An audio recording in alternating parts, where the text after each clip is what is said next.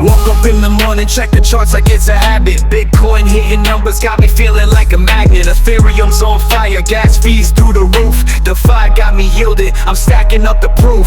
Crypto bulls, we rising up, never gonna fall. Crypto bulls, stacking up, answering the call. Hello everyone, welcome to crypto bulls. मैं हूँ ऋषि Srivastava and आप सभी का स्वागत है मेरे यूट्यूब चैनल में। तो हमेशा की तरह हम बात करेंगे कुछ लेटेस्ट अपडेट्स एंड कुछ लेटेस्ट जो न्यूज़ है क्रिप्टो मार्केट को लेके, या ओवरऑल हम कहें तो ये स्टॉक मार्केट के बारे में भी हम काफ़ी बात करेंगे। तो आप देख सकते हैं जो मार्केट है वो अभी तो ग्रीन में है, क्योंकि उसका रीज़न हम बात करेंगे। ऑफ कोर्स आप देख सकते हैं, जो चाहे वो स्टॉक मार्केट की बात करूँ या फिर मैं आप बात करूँ क्रिप्टो मार्केट का, पूरा मार्केट मतलब द ओवरऑल मार्केट काफ़ी अच्छा परफॉर्म कर रहा है। पिछले जो 2 दिनों के पहले जो फॉल आया था, तो जो डिप आया था मार्केट में, उसके बाद से मार्केट ने अच्छा खासा खुद को रिकवर किया है। हम बात करेंगे कि जो ओवरऑल क्रिप्टो मार्केट कैप है अभी वो 3.3 ट्रिलियन पे है। जब मैंने लास्ट टाइम वीडियो बनाया था तब वो 3.25 ट्रिलियन पे बैठा था, तो वहाँ से कुछ बढ़ चुका है। आप स्क्रीन पे जो भी मैं आपको बताऊंगा वो सब आप स्क्रीन पे देख सकते हैं on the left side of the screen. अगर मैं बात करूँ बिटकॉइन की, तो बिटकॉइन अभी ट्रेड कर रहा है 107,720 के आसपास, कुछ ऑलमोस्ट फ्लैट है 24 आवर्स में। वहीं पे इथीरियम भी जो है वो फ्लैट है। XRP मेजर जो कॉइन्स है सब के सब ऑलमोस्ट फ्लैट ही है। ऐसा मुझे कोई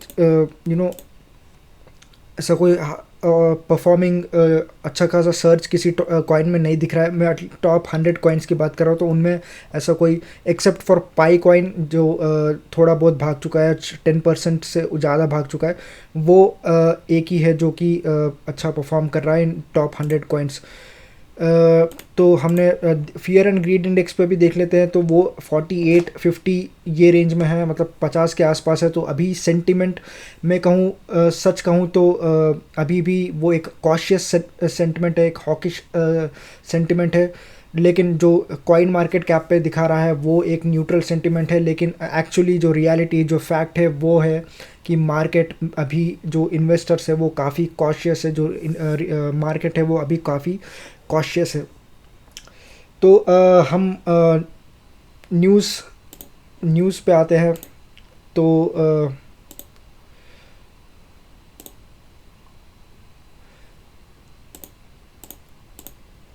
पहला न्यूज़ आर्टिकल है, Hong Kong crypto stocks skyrocket 200% in a day. तो पहला न्यूज़ हांगकांग की तरफ से आ रहा है एंड ये काफ़ी पॉजिटिव न्यूज़ है हांगकांग या फिर क्रिप्टो मार्केट के लिए। और क्योंकि हुआ क्या है कि जो हांगकांग का जो फाइनेंशियल रेगुलेटर है, securities and futures commission, SFC in short, उन्होंने स्पेशल लाइसेंस अप्रूव किया है कंपनीज के लिए जो कि जो डिजिटल स्पेस में काम करती है, डिजिटल एसेट्स को ट्रेडिंग करती है, चाहे वो प्लेटफॉर्म हो जाए, चाहे वो एक्सचेंज हो जाए, चाहे वो बेसिकली या फिर वो कोई मतलब कोई भी कंपनी जो कि डिजिटल एसेट के स्पेस में काम करती है, उनमें एक अच्छा खासा रैली आया, क्योंकि वो उनके लिए काफ़ी बेनिफिट था। मैं अगर बड़े कंपनीज़ का नाम लूँ तो उनमें OSL एक कंपनी है जो कि पहला licensed digital asset trading platform है। दूसरा गुओटाई जुनान इंटरनेशनल, जो कि एक ही दिन में 200% भागा था, क्योंकि वो एक चाइनीज़ ब्रोकरेज फर्म है एंड उसको जब ये SFC का लाइसेंस जो है अप्रूव हुआ, उसके बाद से वो 200% भागा है। हैश की एक्सचेंज जो जिनका खुद का टोकन है HSK नाम से, वो ऑलमोस्ट 50% भागा है इस लाइसेंस के अप्रूवल आने के बाद से। तो हांगकांग की तरफ से तो एक पॉजिटिव न्यूज़ आया है। तो ये एक हम ट्रेलर जैसा बोल सकते हैं, एक सैम्पल जैसा बोल सकते हैं। अगर US भी, क्योंकि US क्रिप्टो का सबसे one of the biggest market है, हमको पता है US में काफ़ी सारे क्रिप्टो एक्सचेंजेस है। जो US का मतलब जो US करता है वो ही बाकी कंट्रीज़ जो है वो ही कॉपी करती हैं। चाहे वो आप यूरोप ले लीजिए, चाहे आप अदर एशियन कंट्रीज़ ले लीजिए, वो मेजरली US को कॉपी करती हैं। तो अगर जब हांगकांग जैसा एक छोटा सा चाइना का एक पार्ट या एक स्पेशल एडमिनिस्ट्रेटिव रीजन बोल दूं मैं हांगकांग, जो कि चाइना एक कंट्री तो नहीं है बट एक स्पेशल एडमिनिस्ट्रेटिव रीजन, अगर एक जो क्रिप्टो एसेट्स है, जो बेसिकली डिजिटल एसेट्स है, अगर उसके लिए एक लाइसेंस लेके आता है, तो जब मार्केट इतना पॉजिटिव रिएक्शन उसको देता है, तो अब जस्ट सोचिए कि अगर जो यूएस है, अगर उसने जो इतने टाइम से वो कह रहा है, जब से ट्रम्प आया है तब से वो कह ही रहे हैं कि वो जो क्रिप्टो है उसको रेगुलेट किया जाएगा, डिजिटल एसेट्स को रेगुलेट किया जाएगा, लेकिन उसके तरफ उन लोगों ने ज़्यादा कुछ एक्शन लिया नहीं है। वहीं पे हम देखते हैं जो करंट एससीसी के चेयर है, वो भी कोशिश कर रहे हैं, पर अभी तक निकल के कुछ मार्केट में आया नहीं, मतलब कुछ पॉजिटिव आया नहीं है। तो वो एक हम देखना है कि यूएस जो एससीसी है वो कब इस चीज़ पे एक रेगुलेशन लेके आए, क्योंकि काफ़ी लोग वेट कर रहे हैं यूएस की तरफ से एक फाइनेंशियल या डिजिटल एसेट्स के रेगुलेशन के लिए। एंड ये सबसे ज़्यादा हमारे लिए इम्पॉर्टेंट है, क्योंकि जैसे मैंने बताया, जो भी अदर कंट्रीज़ है वो बेसिकली यूएस को ही कॉपी करती है। इस वजह से यूएस अगर क्रिप्टो मार्केट को रेगुलेट करना चालू कर देता है, तो एक बहुत अच्छा खासा रैली हमको क्रिप्टो मार्केट में आता हुआ देख सकते हैं। अगला न्यूज़ आर्टिकल है, bitcoin ETF inflows hits 588 million is 112K rally next. तो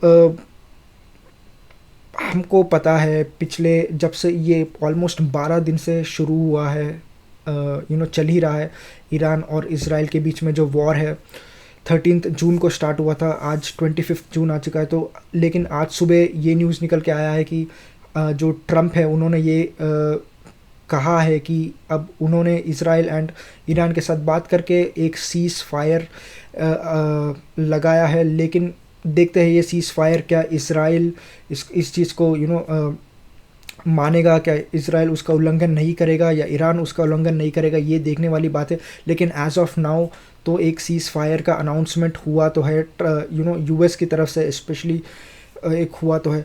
तो जब से ये वॉर तो नहीं बोलूँगा, ये कॉन्फ्लिक्ट स्टार्ट हुआ है, तब से हमने मार्केट में देखा है एक अच्छा खासा डिप आता हुआ।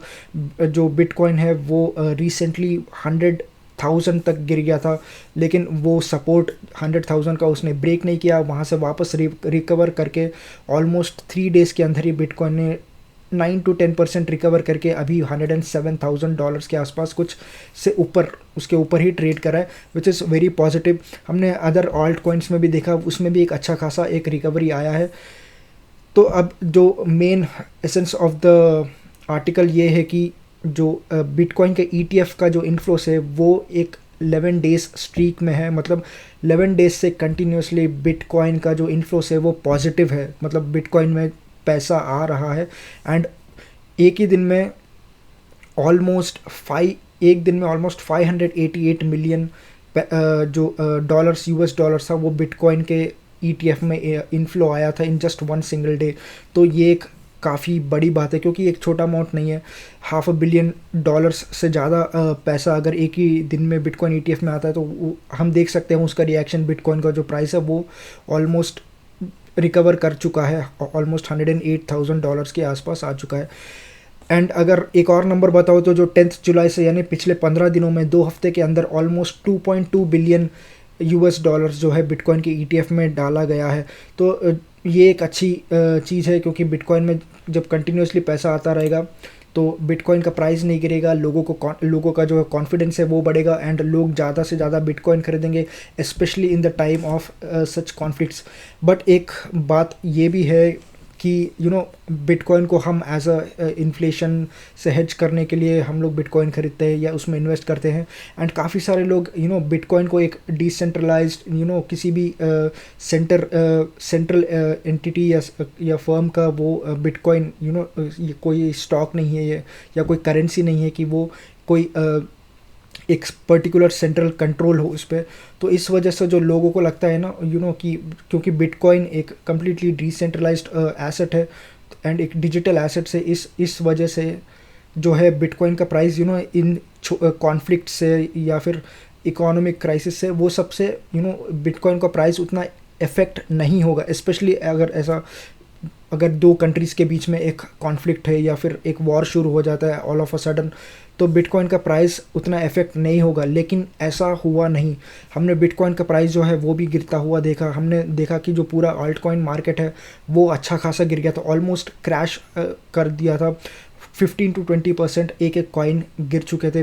अगर 2 दिन पहले मैं चार्ट की बात करता हूँ तो एक एक कॉइन 15 से 20% गिरा था। लेकिन गुड न्यूज़ ये है कि आज कल से वो रिकवरी शुरू हुई, एंड जब से वो सीज़ फायर का अनाउंसमेंट हुआ है तब से ये चीज़ मार्केट ने रिकवर किया है। हमने ना सिर्फ क्रिप्टो मार्केट को, बस स्टॉक मार्केट को भी एक अच्छा खासा परफॉर्म आउट मतलब रिकवर करते हुए देखा है बेसिकली।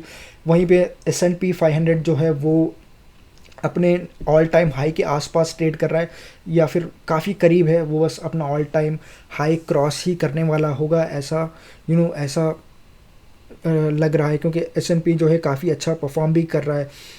तो जैसे मैं बता रहा था, जो बिटकॉइन के ETF में है पैसे आ रहे हैं, लेकिन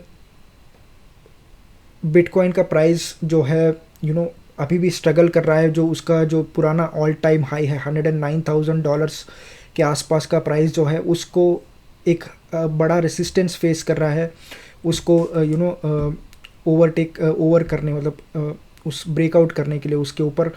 लेकिन जो अगला पॉसिबल रेसिस्टेंस या पॉसिबल टारगेट है वो $112,000 का है।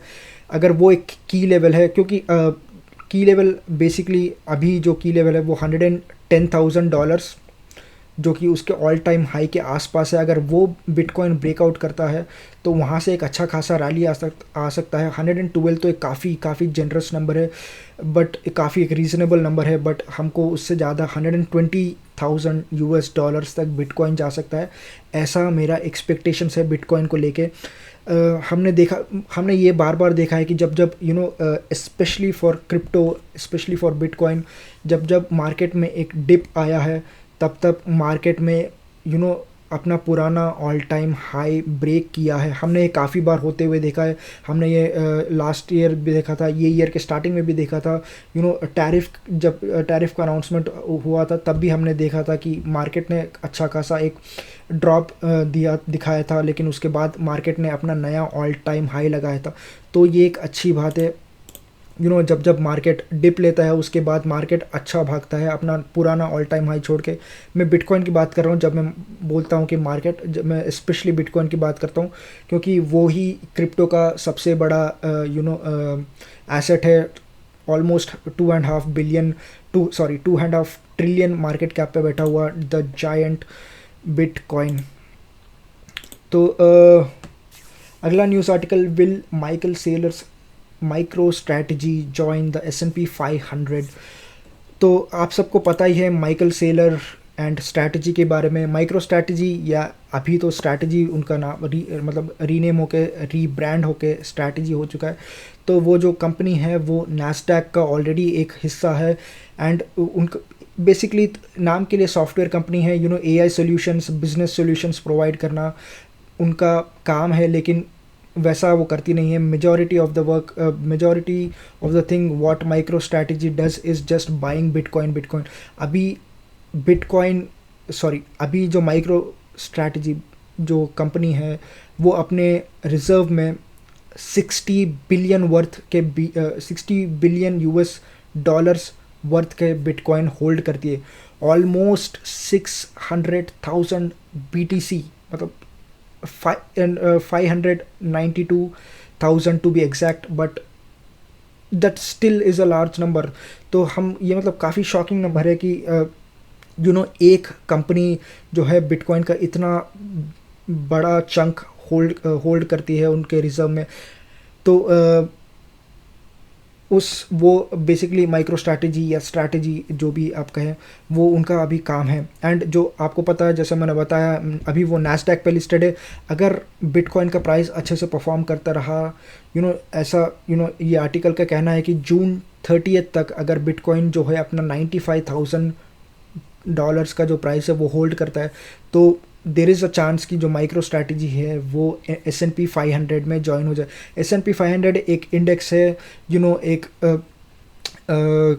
इंडेक्स है, US का इंडेक्स है, जहाँ पे टॉप 500 मोस्ट इन्फ्लुएंशियल कंपनीज का वो एक लिस्ट है बेसिकली। तो उस पे S&P जो इंडेक्स है उसके उस बास्केट के अंदर 500 most influential companies in US उसके अंदर मतलब उस लिस्ट में होते हैं। तो अगर उस लिस्ट में कोई भी फर्म या कोई भी कंपनी उस लिस्ट में है, उसका मतलब वो एक काफ़ी स्टेबल कंपनी है एंड उसका जो कंपनी एक सिग्निफिकेंट रोल प्ले करती है US इकोनॉमी में। तो ये कुछ इम्पॉर्टेंट फैक्टर्स है। अगर माइक्रो स्ट्रैटेजी S&P में ऐड होता है तो उसको और भी बेनिफिट है माइक्रो स्ट्रैटेजी के लिए and of course for bitcoin as well. तो उससे क्या होगा, क्रिप्टो का मतलब बिटकॉइन पे और लोगों का भरोसा बढ़ेगा, जो कि अभी which is not the case as of now. और एक चीज़ बता दूँ, जो कॉइन बेस है जो एक मेजर क्रिप्टो एक्सचेंज है वो ऑलरेडी S&P पे आई थिंक इस साल ही ज्वाइन हुआ था। वो ऑलरेडी कॉइन बेस पे वो ऑलरेडी ट्रेड होता है, जो कि पहला क्रिप्टो आप बोल सकते हैं, पहला क्रिप्टो या पहला डिजिटल एसेट कंपनी जो कि एक S&P पे ट्रेड हो रहा था। तो वो एक काफ़ी पॉजिटिव न्यूज़ था। एंड कॉइन बेस के बारे में एक और भी न्यूज़ है, उस पर मैं आऊँगा। तो अभी तो इतना ही था माइक्रो स्ट्रैटेजी को लेके। अगला आर्टिकल है कॉइनपीडिया की तरफ से। कॉइनपीडिया जो एक वेबसाइट है, आप जाके चेकआउट कर सकते हैं। काफ़ी अच्छे न्यूज़ आर्टिकल्स वो लोग पब्लिश करते हैं एंड काफ़ी टू द पॉइंट होते हैं उनके न्यूज़ आर्टिकल्स। तो JD Vance slams Fed chair Jerome Powell for refusing interest rate cut. तो ये फ्यूड चल ही रहा है जेरेमी पावेल एंड ट्रम्प के बीच में, जेरेमी पावेल एंड अभी JD Vance के बीच में। तो जेरेमी पावेल आप सबको पता ही है, जो फेड है, फेडरल रिजर्व, उनके चेयरमैन है, उनके जो हेड चेयर है वो है। एंड वो उनके हाथ में है कि वो रेट कट करे नहीं करे तो कितना करे। वो मतलब ऑफ कोर्स वो एक डेमोक्रेटिक डिसीजन होता है। मतलब जो भी गवर्नर्स है वो सब वोट करते हैं, उसके बाद ही डिसाइड होता है अगर कि रेट कट होना चाहिए और कितना होना चाहिए। तो जो अब हुआ ये है कि जो JD Vance है, जो कि करंट US वाइस प्रेसिडेंट है, उन्होंने जेरेमी पावेल को ओपनली क्रिटिसाइज़ किया है कि वो रेट कट नहीं कर रहे हैं। Although the inflation is under control, inflation कम होता हुआ भी हमको दिख रहा है, लेकिन स्टिल जो जेरेमी पावेल है वो रेट कट नहीं, मतलब इन्फ्लेशन जो रेट कट है, इंटरेस्ट रेट कट, वो कम नहीं कर रहे हैं। The thing is the current interest rate is 4.25 से 4.5 के बीच में है, जो करंट रेट है। एंड हम लोग एक्सपेक्ट कर रहे थे काफ़ी टाइम के बाद जो द लास्ट रेट कट हुआ था वो काफ़ी टाइम हो चुका है। आई थिंक 5-6 महीने पहले हुआ था, जब फेड ने 50 बेसिस पॉइंट का रेट कट किया था। उसके बाद हम लोग एक्सपेक्ट कर रहे थे कि मार्च अप्रैल में एक और रेट कट आएगा एंड फिर जून में एक रेट कट आएगा। इस साल हम लोग 4 रेट कट्स का एक्सपेक्ट कर रहे थे ऑलमोस्ट, यानी मतलब अगर 25 basis point every rate cut मान के चले तो 1% का जो रेट कट हम लोग एक्सपेक्ट कर रहे थे इन द ईयर 2025। लेकिन ऐसा अभी तक हुआ नहीं है।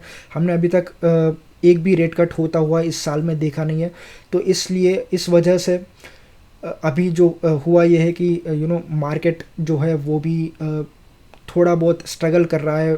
जो इस पे मैं क्रिप्टो मार्केट की बात कर रहा हूँ, वो भी अभी थोड़ा बहुत स्ट्रगल कर रहा है, क्योंकि कोई पॉजिटिव न्यूज़, जो मैक्रो इकोनॉमिक डेटा है, जो मैक्रो इकोनॉमिक फैक्टर्स है, वो कम्प्लीटली सपोर्ट में नहीं है। वो एक काइंड ऑफ हेडविंड बने हुए हैं क्रिप्टो मार्केट के प्राइस के लिए। एंड इस वजह से हम देख रहे हैं जो क्रिप्टो मार्केट है वो किस तरह से स्ट्रगल कर रहा है। ऑन द अदर हैंड जो स्टॉक मार्केट है वो समहाउ रिकवर करके अपने पुराने ऑल टाइम हाई के पास ट्रेड कर रहा है। तो JD Vance ने पावेल को ओपनली क्रिटिसाइज़ किया। पावेल ये जस्टिफिकेशन देते हैं कि उनका काम है कि जो जो कंट्री का जो इकॉनमी है वो अंडर कंट्रोल रहे, जो इन्फ्लेशन है वो अंडर कंट्रोल रहे। एंड इस वजह से वो रेट कट नहीं कर रहे। उनका द मेन वरी इज़, वो लोग, उनका जो फेड के लिए सबसे इम्पॉर्टेंट चीज़ है डेटा। अगर डेटा शो करता है फॉर कंटिन्यूसली 1 क्वार्टर की जो इन्फ्लेशन है वो कम हो रहा है, एवरीथिंग इज़ अंडर कंट्रोल, तब जाके जो है फेड अपना रेट कट करता है। वो 1 महीना के डेटा पे ही वो डिसीजन नहीं लेते, उनके लिए चाहिए कि 2-3-4 महीना कंटिन्यूसली सब कुछ सही चलता रहे, तब जाके वो रेट कट करेंगे। एंड आपको बताऊं तो जो अभी ट्रंप ने अनाउंस किया कि 2 महीना से ज़्यादा हो चुका है, ट्रंप ने अनाउंस किया कि वो जो ये टैरिफ लगाने वाले हैं दूसरे कंट्रीज़ पे, वो 9 जुलाई 2025 को उसका जो 90 डे पॉज पीरियड था वो ख़त्म होने वाला है, उसका वो एक्सपायर होने वाला है। एंड अभी तक उस चीज़ से रिलेटेड कोई भी न्यूज़ निकल के आया नहीं है, ना ही ऐसा कुछ न्यूज़ या ट्रेड डील जो है यूएस चाइना के बीच में हुआ है, ना ही ऐसा कोई ट्रेड डील यूएस ईयू के बीच में हुआ या अदर कोई भी दूसरे कंट्री के साथ नहीं हुआ है। तो लेकिन जो द थिंग इज़ 10 दिन के बाद डेडलाइन है एंड हमको पता नहीं कि क्या होने वाला है। तो उस वजह से जो जेरेमी पावल है वो रेट कट नहीं कर रहे हैं, क्योंकि उनका डर है अगर वो ट्रेड वॉर के वजह से इन्फ्लेशन बढ़ने का चांसेस काफ़ी ज़्यादा है, ऐसा उनका कहना है। इस वजह से वो रेट कट अभी नहीं कर रहे हैं। वो देख रहे हैं कि वो अभी बैठ के ऑब्जर्व कर रहे हैं, अगर ये जो ट्रेड वॉर है, मतलब नॉट ट्रेड वॉर, ये जो टैरिफ्स है उसके वजह से अगर उसके बावजूद अगर सब कुछ अंडर कंट्रोल रहता है तो तब जाके वो रेट कट करेंगे, ऐसा उनका कहना है। अगला news article, Ethereum price eyes 107% surge as golden cross pattern returns. तो सबसे पहले समझ लेते हैं गोल्डन पैटर्न होता क्या है, गोल्डन क्रॉस पैटर्न होता क्या है।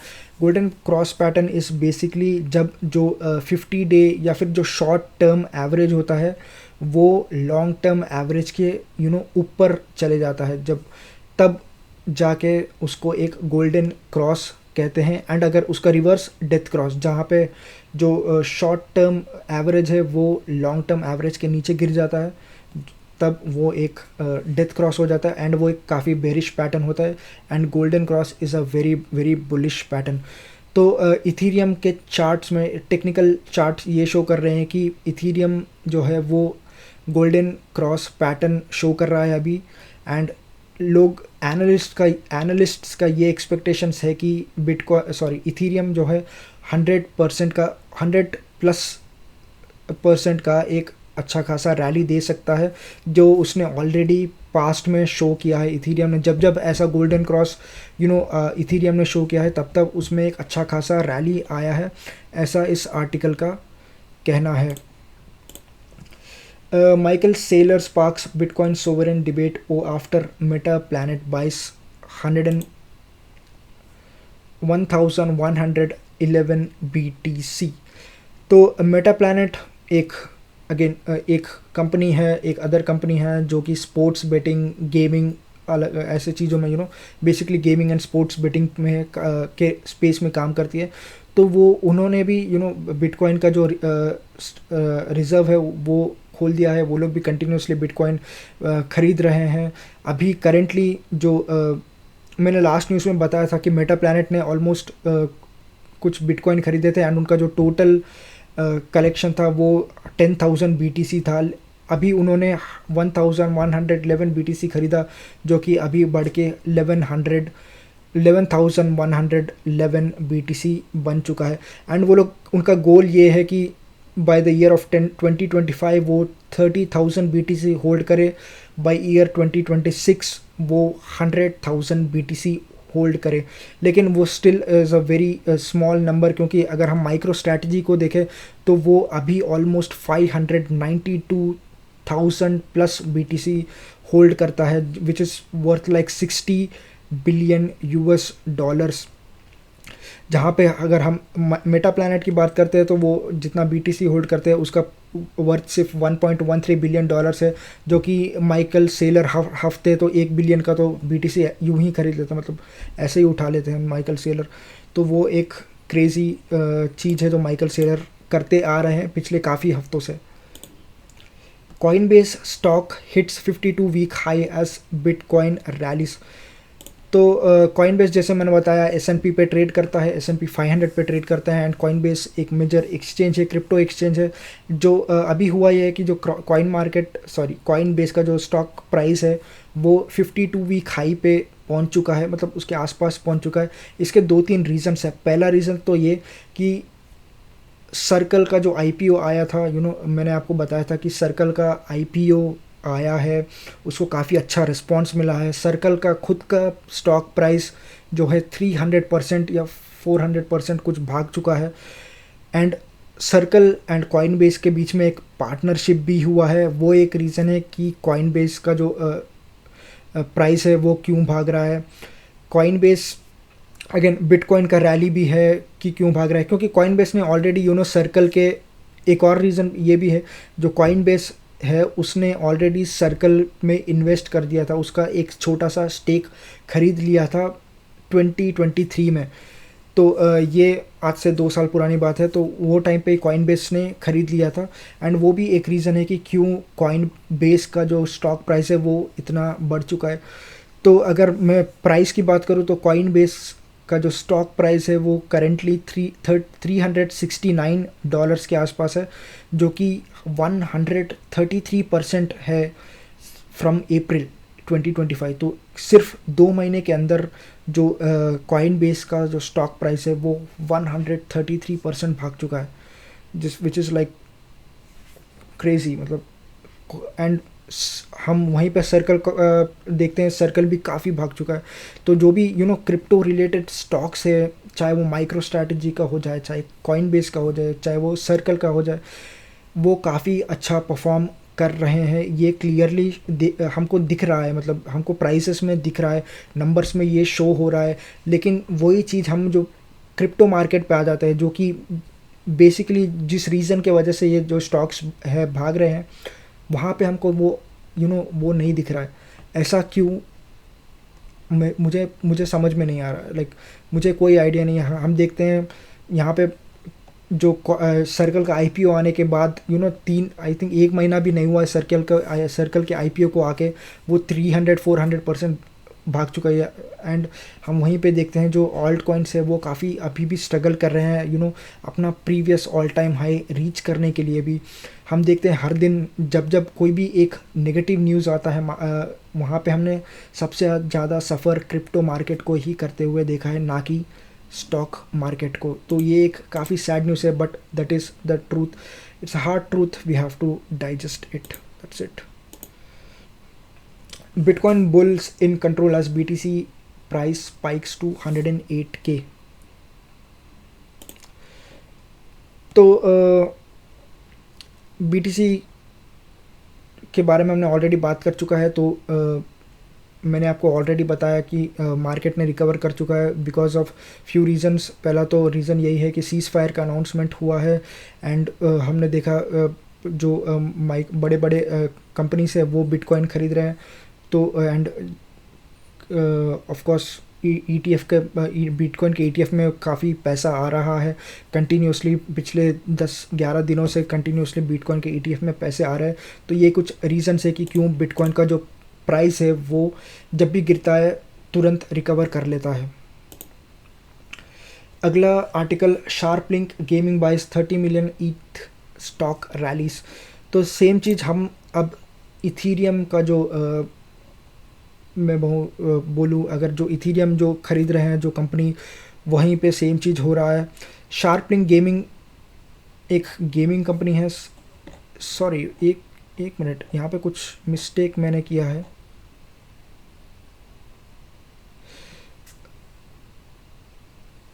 सॉरी, यहाँ पे मैंने एक मिस्टेक किया। मेटा प्लैनेट के बारे में मैंने बात किया था। मेटा प्लैनेट एक गेमिंग कंपनी नहीं है, सॉरी, वो शार्प लिंक है। मेटा प्लैनेट जो है वो एक जापानीज़ इन्वेस्टमेंट फर्म है, तो वो इन्वेस्टमेंट्स वो सब करती है। एंड जो शार्प लिंक है वो एक गेमिंग एंड बेटिंग प्लेटफॉर्म है, एक बेसिकली गेमिंग स्पेस में काम करती है। तो वो इथीरियम बाई करती है। मेटा प्लैनेट जो है वो BTC में मतलब BTC बाई करती है। तो अब शार्प लिंक पे आते हैं। शार्प लिंक गेमिंग जो है उसने रिसेंटली $30 मिलियन वर्थ के इथीरियम के जो टोकन्स है वो बाय किए, एंड जो उनका स्टॉक है वो ऑलमोस्ट एक ही दिन में 7% भाग चुका था। तो अभी जो शार्प लिंक गेमिंग है वो 188,000 इथीरियम टोकन्स होल्ड करती है, जिनका वैल्यू अभी $457 मिलियन है। तो जैसे मैंने अभी बताया, स्टॉक जो जो कंपनीज जो इथीरियम बाय कर रहे हैं या बिटकॉइन बाय कर रहे हैं उनके प्राइसेस बढ़ रहे हैं, लेकिन हम जो अंडरलाइंग एसेट्स है इथीरियम या बिटकॉइन, उनमें हम वो सर्च आता हुआ नहीं देख रहे हैं। ये एक काफ़ी दुखद बात है। अगला article, India wants 30% of your crypto gains but that's not the worst thing.